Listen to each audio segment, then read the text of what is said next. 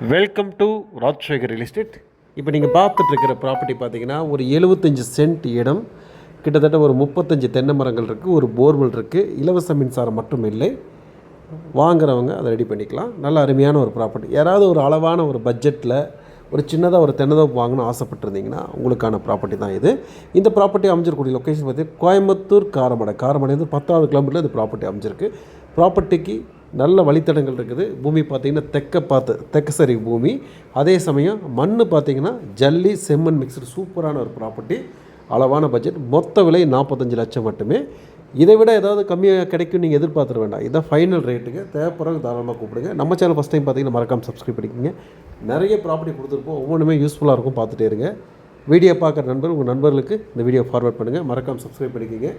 மீண்டும் மற்ற வீடியோ சந்திப்போம். நன்றி, வணக்கம்.